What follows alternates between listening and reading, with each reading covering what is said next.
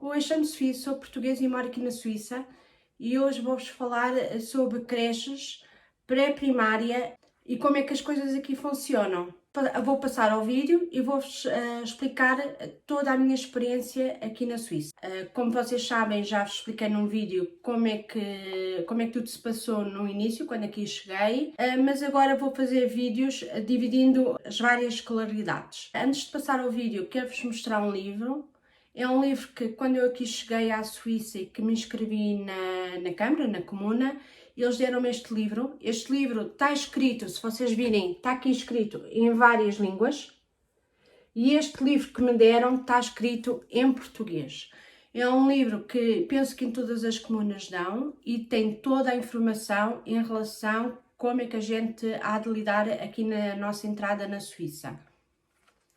Ele está todo escrito em português, eu por acaso guardei-o porque pensei sempre em fazer mais tarde vídeos sobre toda a minha experiência aqui na Suíça e para ajudar todos aqueles que vêm e que queiram vir para a Suíça. Então está aqui toda a informação e toda escrita em português.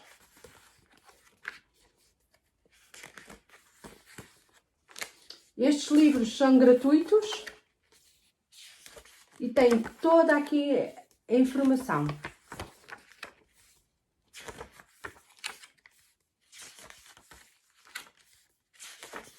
Desde o nível de como é que se faz em relação às escolas, seguros de saúde, tudo. Formação também, está toda a informação.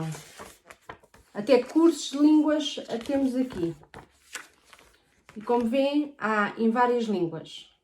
Agora, tirando esta parte, já vos mostrei o livro. Tenho-o sempre aqui no escritório para tirar algumas informações.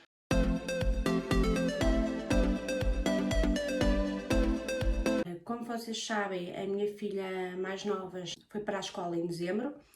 Entretanto, meteu-se o Natal e eu em janeiro, como já estava a trabalhar, não trabalhava a 100%, mas já tinha algumas horas, tinha que encontrar alguém para ficar, para tomar conta dela. Como não conhecia muito Lausanne, não sabia como é que as coisas funcionavam aqui, entretanto, lá me explicaram e fui em relação à creche, porque ela ia para a escola e depois precisava de alguém para ir buscá-la, porque eu de manhã ia colocá-la e depois à tarde, em alguns dias, teria que ir buscar à creche, noutros ia buscar à escola. Mas à hora do almoço, algumas vezes tinha que ser a creche a dar-lhe almoço. Então, o que me informaram foi que ia à comuna e que na comuna, através das nossas folhas de ordenado, inscrevia a criança, dava as nossas folhas de ordenado e através das folhas de ordenado eles iam calcular quanto é que nós íamos pagar. A fila é enorme, então é muito difícil às vezes haver vaga. O que me explicaram foi que às vezes muitas mães já elas estão grávidas e já estão a inscrever os filhos para depois para essas benditas creches. O que aconteceu foi que por acaso soubemos de uma creche que ia abrir perto da escola da minha filha e fomos lá ver se havia vaga, então aproveitámos e fomos à comuna, demos o nome dessa creche e foi tudo muito mais fácil porque já tínhamos uma vaga nessa creche. Agora, se fosse a comuna encontrar uma creche, era muito mais complicado porque existem muito poucas, pelo menos há 10 anos atrás havia muito poucas creches. O que acontece aqui muitas vezes é como há poucas creches aqui, antigamente muitas das mães ficavam com as crianças em casa e os pais é que trabalhavam. Hoje em dia cada vez mais as mães vão trabalhar, então têm com quem deixar as crianças. Uma das coisas também que existe aqui são as amas, há as amas ilegais. Essas amas podem encontrar junto às escolas. Elas vão buscar as crianças à escola, vão-lhes dar almoço e depois vão levá-las à escola. O que acontece, também existe aquelas amas que são legais, são amas que são amas pagas pela comuna, são amas que vão se inscrever na comuna, Na comuna eles dão formação e depois essas amas na própria casa delas tomam conta das crianças e são visitadas de vez em quando pela comuna. Mas tudo é gerido pela comuna e entre elas. Essas amas que são legais e as creches passam-nos recibos, não é? E através desses recibos podemos pôr depois para os nossos impostos. O que acontece é que essas creches podem ser muito caras. Eu sei que se uma criança tiver a 100%, vai a um preço de 1000 e tal. Como eu tinha a minha criança, só ia algumas horas porque estava na pré-primária, todos os dias ia levá-la, só era mais para almoçar e também para ir buscá-la de vez em quando à tarde. Por isso pagava pouco, pagava 300 francos mais ou menos por ela por mês. As amas, as benditas amas ilegais, por aquilo que eu sabia na altura, elas podíamos pagar à hora ou podíamos pagar ao mês. Na altura pediram-me 5 a 7 euros à hora e por ao mês entre 500 a 700 francos. Neste momento não faço a mínima ideia como é que está o preço. Em relação à pré-primária, a minha filha entrou aqui com 4 anos e por aquilo que me disseram foi que as crianças, como dizem em Portugal, as crianças têm que fazer a uma certa idade até dia 31 de dezembro. Aqui tudo varia conforme os cantões, então há cantões que é até finais de abril, outros cantões é até agosto. Por isso tudo, vocês têm que se informar mesmo na comuna e na parte das escolas. Em relação à pré-primária, 4 e 5 anos, eles ficam com a mesma professora. Só depois quando vão para, que nós dizemos a primária, é que depois mudam de professora. Nessa escola pré-primária, nós não levamos mala nem estojo, em algumas escolas é necessário levar a mala e estojo, mas a professora da minha filha preferia não levar a mala e estojo, porque como as crianças têm alguns ciúmes, e para não haver essa coisa de ciúmes, de inveja, entre aspas, a professora logo no início, na primeira semana de cada ano, tanto quando ela tinha o primeiro ano como no segundo ano, ela fez umas malas próprias, feitas de ganga, para cada uma das crianças, pintada por cada uma das crianças. Então essas malas serviam para as crianças trazer os recados para os pais e também para levar os lanches para a escola.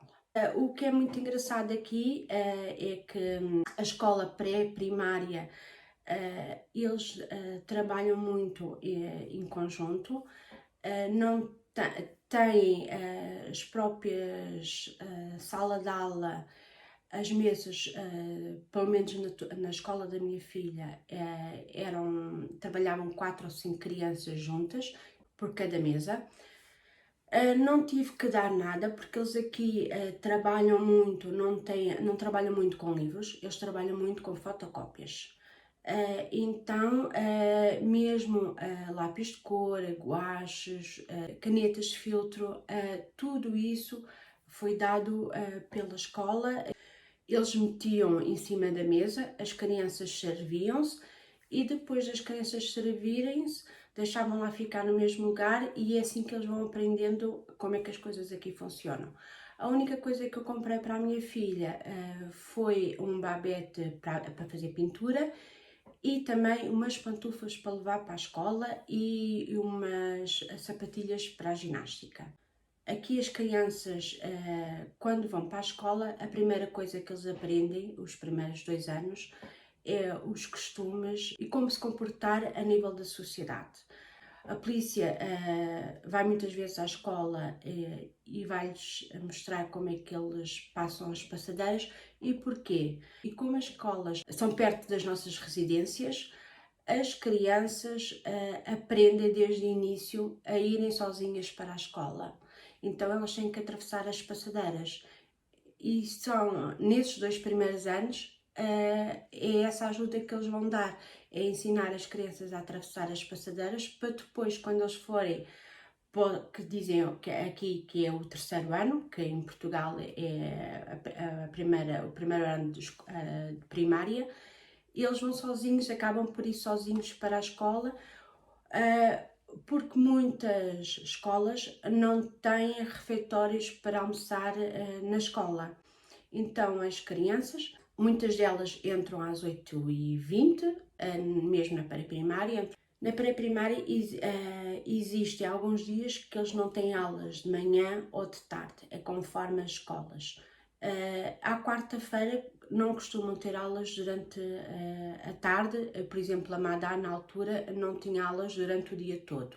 E depois havia dias que tinha aulas de manhã, havia dias que tinha aulas à tarde.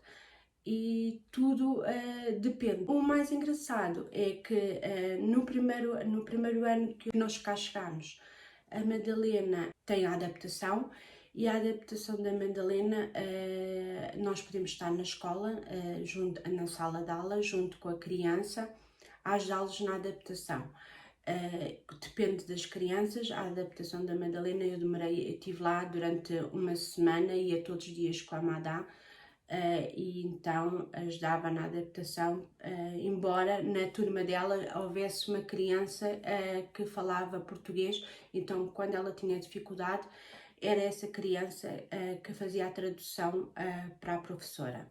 Uma das coisas que é muito engraçada aqui, não há contínuos como em Portugal durante o dia todo. Então, o que é que acontece? Existe um concierge, uma pessoa que toma conta da escola e quase sempre mora perto da escola. É tipo um tecnicien, quando falta uma lâmpada, quando tem um problema numa porta, todo esse tipo de coisas é feito por essa pessoa. E depois vêm algumas pessoas, algumas escolas é 2 pessoas, outras vezes é 3 ou 4, que vêm fazer limpeza à escola, mas no geral, ou seja, são pagas durante 2 ou 3 horas para fazer essa limpeza na escola. Não são pessoas que estão lá desde manhã até à noite. Quem lá está desde manhã até a escola acabar é o concierge. Agora, o resto dessas pessoas não estão lá só mesmo para limpar. Porque acontece muitas vezes quem dá uma ajuda na limpeza da sala de aula e que as crianças aprendem, são as próprias crianças e a própria professora que se ajudam mutuamente a não deixarem a sala de aula muito suja. E também o que ajuda muito a não deixar a sala de aula muito suja é que as crianças usam pantufas. As crianças chegam à escola, não vêm com os sapatos normais da rua e muitas vezes vêm com sujos da neve. E logo à entrada da sala de aula tem um sítio, um vestiário, em que deixam a roupa, os casacos, os blusões, os cascóis e os gorros, e depois trocam os sapatos lá. Ou seja inverno, seja verão, trocam os sapatos que trazem da rua pelas pantufas para andarem dentro da sala de aula. Quando se vão embora ou quando vão ao recreio, fazem o inverso. E isso acaba por deixar a sala de aula muito mais limpa. Em relação às férias, vocês tenham muita atenção antes de virem para a Suíça. É assim, em Portugal, como vocês sabem, as férias são divididas diferente daqui. No verão, em Portugal, têm 2 meses, 2 meses e meio de férias. Depois têm também no Natal 2 semanas, na Páscoa 2 semanas e depois no Carnaval costumam ter a segunda-feira, que fazem ponte, e mais, eu acho que é quarta-feira. Aqui não se passa assim. Aqui é conforme os cantões, cada um funciona de maneira diferente e nas férias muda muito. Por exemplo, no cantão de Valais, eu sei que eles começam as férias em junho. Nós, por exemplo, aqui no cantão de Lausanne, começamos as férias no início de julho. Vamos ter 1 mês e meio de férias, as crianças começam em julho e depois entram na escola lá para 20 e poucos de agosto. Depois temos 2 semanas em outubro e depois temos em dezembro mais 2 semanas, mas as de dezembro não é como em Portugal, que é 2 semanas antes do dia 2, dia 3 de janeiro. Aqui não, perto do Natal, lá para 20 e poucos, 22, entre 21 e 22, começam as férias de Natal das crianças, essas 2 semanas. Depois temos também em fevereiro. Em fevereiro costumamos ter uma semana, que eles chamam as férias do inverno, para eles poderem fazer ski. Depois também temos na Páscoa. Na Páscoa temos 2 semanas de férias. O que acontece aqui, a Suíça é dividida por cantões católicos e cantões protestantes, e o nosso cantão é protestante. O cantão, por exemplo, de Valais já é um cantão católico, então tudo varia, as férias, feriados, tudo muda. Alguns feriados podem ser iguais, mas muitos feriados são diferentes deste cantão. E as férias também. Por isso, vocês antes de pensarem em emigrar para aqui, têm que ver, podem ir ao Google, no Google pedirem férias escolares no cantão para onde vão. Se for Valais, escrevam Valais. Se for cantão de Vaud, escrevam Vaud. Neuchâtel, escrevam Neuchâtel. E no Google eles mostram lá quais são as férias de cada cantão e feriados. Foi assim que eu fiz no início, porque não sabia quais eram as férias. Antes de cá chegar, como eu vos disse, formei-me com várias colegas minhas. Então, para saber quais eram as férias que havia aqui neste cantão, eu fui ao Google e no Google deu-me toda essa informação que é necessária.